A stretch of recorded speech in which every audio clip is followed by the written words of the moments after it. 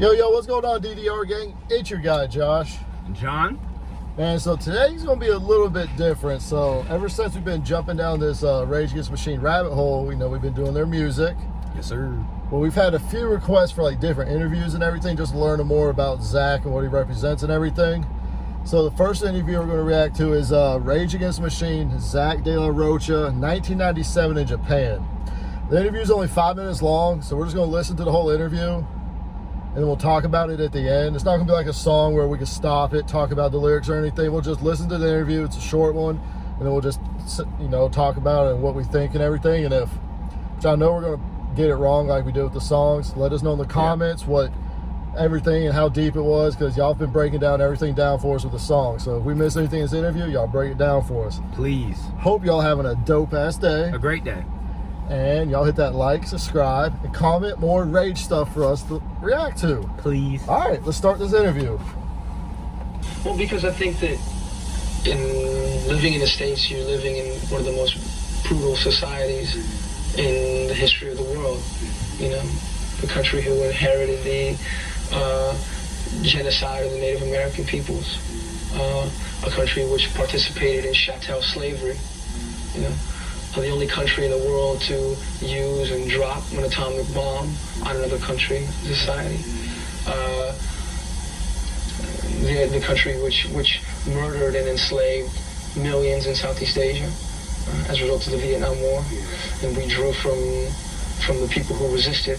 We were inspired because we feel that any society or any government or any system that is set up solely to profit a wealthy class, while the majority of the people toil and suffer and sell their labor power, so long as that system's only true motive is profit interest and not the maintenance and betterment of the population to meeting human needs, then that society should not stand. It should be challenged and questioned and overthrown.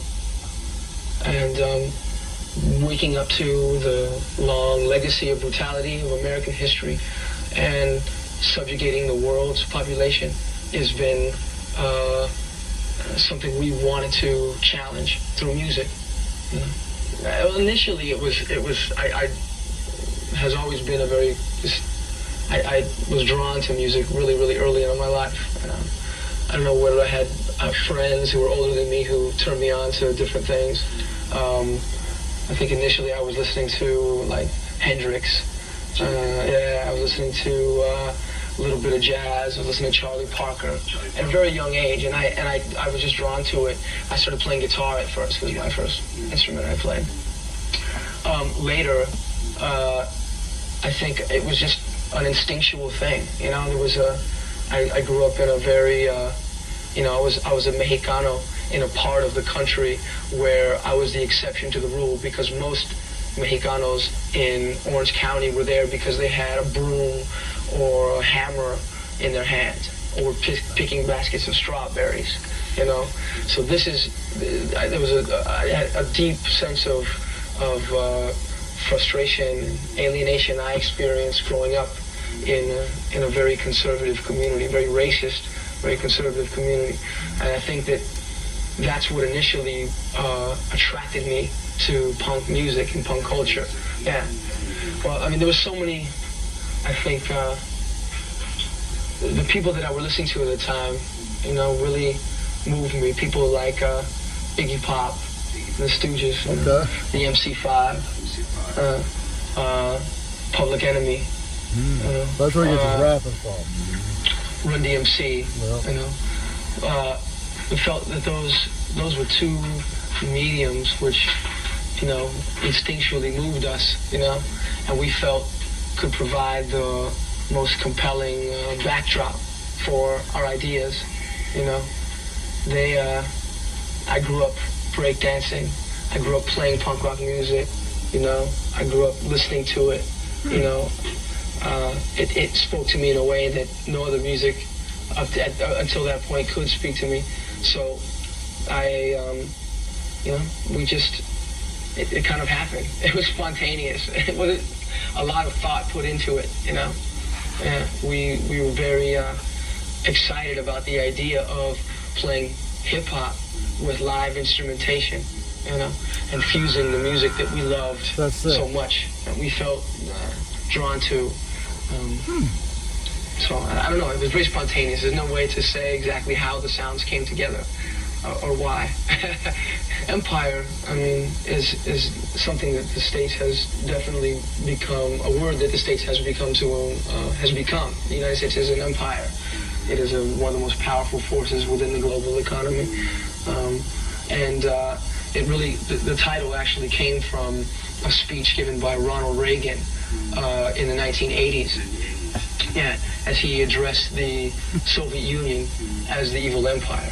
And if you look at the atrocities committed by the U.S. in the latter half of the 20th century,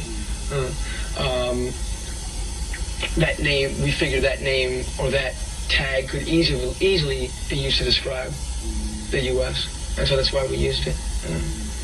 The image of the second record is a little more ironic, you know, and considering, you know, if you look very closely at the boy's face, you know, to us he symbolizes the power structure in the U.S., you know, and if you look at him, he's smiling as if he's in control.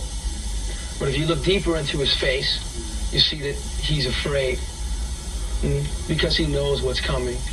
He knows that poor people in the U.S. are not going to continue to suffer in the way that they're suffering without taking action against them. So we feel that that picture captured that very well. So off the gate, I honestly, like, as far, because he was in Japan, they said in '97, and he was explaining his feelings and where he came from, why he raps about, how his group came to be. I honestly don't think they understand how deep and in depth what he was saying. Just, I was gonna make a joke, like, I don't think that fucking guy knew what the hell. No, I don't think the dude who was interviewing him or whatever, I don't think he actually understood how deep everything was he was saying. Now, I actually learned a couple of things in the beginning when he was talking about everything that we've done. Yeah. First people to use the nuke and all that stuff, or the atomic bomb. I didn't know that. I didn't know where to first. Talking about all the slavery and all that stuff. I mean, some of that stuff I didn't know. I thought it was dope how, so you know why they're rapping about what they're rapping about, or what he's rapping about, and when they're rocking and, you know, he's singing and everything, you understand and where he's coming from. So I thought that was sick. And he explained how they got their style, which he didn't really know. He just said they took rapping and threw rock together. Yeah. But then, I mean, I think it was really hearing about his views and everything, what he said in Mexicano, going from there, and then at Mexicano over in California, and dealing with that, all that growing up. And then, I don't know, I mean, I'd have to watch it again just to rehear everything, to process it more. But I mean, I think I took from it, you learn where he's coming from, why they rap about what they're rapping about. Yeah. And then you learned about, a little more about the band and everything, and how they got their style and everything, which he didn't really have an answer. He just said they kind of threw it all together. Yeah, I mean, that's how anything comes together. But I guess I took away from that interview is that Zack is very intentional in his decisions, whether that's, like in the interview, I think he was very intentional as far as the message he wanted to get across. Before that interview, he knew exactly what he was going to say. Yeah. He had a purpose with that interview. And then he was he was intentional, it sounded like, with how they wanted to present the front of the album with the kid. Yep. I think we said it in one of the reactions, like, this guy, that word, everybody's using woke. Everybody's woke. You're woke if you know this. You're woke if you know that. I feel like Zack and what he just said is the definition of really, like, what woke. He was woke before woke was popular. Yeah. Like you said in one reaction, he's like, his music's a time capsule because it's going through all these years now and people are still listening to it and relating to what he's saying. Bro. He knew what was going on, really, and put it into music and everything way before everyone else. How old do you think he was in that? He looks so young. How is he so mature? I mean, he seems like a really, really, really, really, really smart dude. I would want to hang out with him. He seems like a really, really, really smart dude. I don't understand how that voice comes out of his body. I don't remember the guitarist's name, but they said one of the guitarists was big time, and he was a social activist and everything. Like, the whole band is really about, they have their beliefs and what they stand for, and it seemed like they all had that belief. Man. And when you put your beliefs into your music, you get some good shit. And that's what makes Rage so dope to me, is if you just don't ignore what he's saying. You just rock out with good music. Yeah. But then you take the concept of what he's saying, and it makes the music that much better because he's actually saying something. I'd agree. So, I mean, that was a good interview. I'm glad y'all told us to listen to that. I enjoyed Thank you. that. And we keep learning more and more about the band, more and Yeah. more as we listen to them. So Well, I appreciate that. Now I'll have a better, I think, appreciation for the well, yeah, future so reactions. yeah, while we're listening to them now, we're kind of going to have a little better understanding. Shout and out everything. the Stacks real quick. Let's shout out the Stacks because Right. he was talking about Rage Against the Machine back in high school with me, 2000, early 2000s.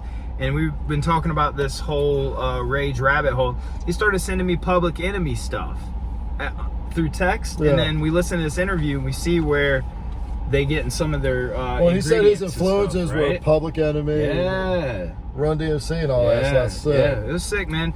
Thank y'all for listening Man, and I hope watching. if we missed anything, any other shit went over our head, let us know in the comments. Yeah. Well, you're getting there, my guy. No! Hey, man, I appreciate y'all recommending this for you. Subscribe, comment, like. Peace.